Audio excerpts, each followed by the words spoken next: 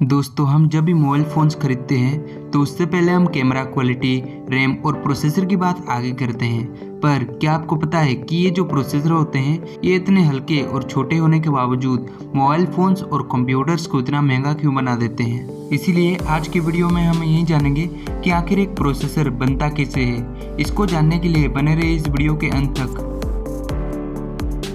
Actually जो आपके phone के अंदर एक प्रोसेसर यूज़ होता है उसका बेसिक कंपोनेंट्स होता है एक सिलिकॉन चिप। अब सवाल ये आता है कि एक प्रोसेसर बनाने के लिए आखिर सिलिकॉन का ही यूज़ क्यों होता है।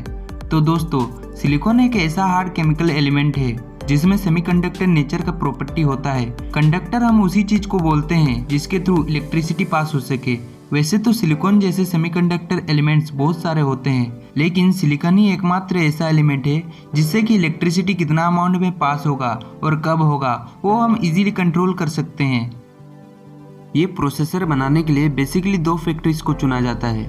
पहले फैक्ट्री में सैंड को थाउजेंड्स ऑफ डिग्री सेल्सियस में हीट किया जाता है, फिर स्पेशल केमिकल ट्रीटमेंट से उसके अंदर से सिलिकॉन बाहर निकाला जाता है। सैंड के अंदर से जो सिलिकॉन निकलता है वो छोटे छोटे क्रिस्टल के रूप में बाहर आता है, जिसके बाद उन क्रिस्टल्स को हीट करके एक सॉलिड सिलिकॉन का सिलेंडर बनाया जाता है जिसका वजन करीबन 100 से 200 किलो का होता है। फिर इसके बाद इन सिलेंडर्स को पत्ते पत्ते आकार में काटा जाता है, इसको वेफर्स भी बोला जाता है। फिर इन वेफर्स को पॉलिश करके एकदम ठीक और स्मूथ बना दिया जाता है।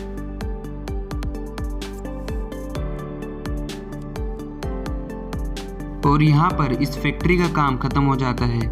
अब ये तैयार वेफर्स उन कंपनीज को पहुंचा दिए जाते हैं जहाँ पे चिप मैन्युफैक्चरिंग होता है, जहाँ पर पहुंचने के बाद इन वेफर्स पे मिलियंस ऑफ ट्रांजिस्टर बनाए जाते हैं। जिस प्रोसेस की शुरुआत होती है सबसे पहले एक इंडिविजुअल चिप की ब्लूप्रिंट बनाने से, जो कि आर्म नाम की एक कंपनी सभी मोबाइल चिप मैन्युफैक्चरर को सप्लाई करती है। जिस जगह पर इन चिप्स को बनाया जाता है वो दुनिया की सबसे क्लीन जगह होती है, जहाँ डस्ट पार्टिकल्स भी बहुत मुश्किल से देखने को मिलेंगे। अब यहाँ शुरू होता है वेफर्स को चिप में बदलने का प्रोसेस, जहाँ पे सबसे पहले इन वेफर्स के ऊपर एक सिलिकॉन डाइऑक्साइड की लेयर चढ़ाई जाती है।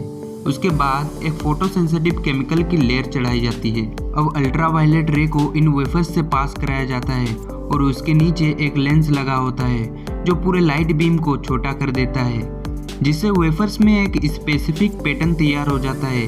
अब जहाँ जहाँ अल्ट्रावायलेट रेज गिरता है वहाँ का फोटोरेसिस्ट मटेरियल सोल्यूबल हो जाता है। अब इन वेफर्स को एक सॉल्वेंट में डुबाया जाता है, जहाँ जो भी सोल्यूबल फोटोरेसिस्ट मटेरियल था वो सॉल्वेंट की वजह से धुल जाता है और जो हार्ड है वहीं रह जाता है। इसके बाद शुरू होता है इचिंग प्रोसेस, जिसके बाद फिर फोटोरेसिस्ट मटेरियल को हटाया जाता है। अब ट्रांजिस्टर का जो डिजाइन लेयर था वो दिखाई देने लगता है। उसके बाद डोपिंग प्रोसेस को शुरू किया जाता है, जहाँ पे सिलिकॉन के अंदर आयंस इम्प्लांट किए जाते हैं जिससे कि ट्रांजिस्टर के अंदर इलेक्ट्रिसिटी का फ्लो कंट्रोल किया जा सके। फिर उसके ऊपर फिर से फोटो सेंसिटिव लेयर चढ़ा के यूवी रे गिराया जाता है और सॉल्वेंट से धो के सोल्यूबल को हटा दिया जाता है और उसके ऊपर कॉपर की लेयर चढ़ा दी जाती है, जिसके बाद चिप के अंदर डिजाइन के अनुसार ट्रांजिस्टर के बीच में वायरिंग किया जाता है। ये सभी चीजें बिल्कुल माइक्रोस्कोपिक लेवल पे होता है, यानी कि इसे नेकेड आई से देखा नहीं जा सकता। अब जो तैयार चिप होता है उसके अंदर 7 से 8 लेयर में वायरिंग होती है, जिसके बाद वेफर्स को कट किया जाता है। एक वेफर के अंदर बहुत सारे चिप बनते हैं जिसको अलग अलग कट करके निकाल दिया जाता है। अब हर चिप की टेस्टिंग होती है, फिर उसे फाइनली पैक कर दिया जाता है। इन चिप्स की पैकेजिंग एक स्पेशल काले कलर के केस में किया जाता है, फिर इसे मोबाइल मैन्युफैक्चरिंग कंपनीज को दे दिया जाता है। इस पूरे प्रोसेस को करने में लगभग 3 से 4 महीने का टाइम लग जाता है। अब ऐसा नहीं है कि इन स्टेप से खाली आपका मोबाइल का प्रोसेसर ही बनता है, आपके कंप्यूटर का प्रोसेसर बनाने के लिए भी इन्हीं टेक्निक्स का यूज किया जाता है।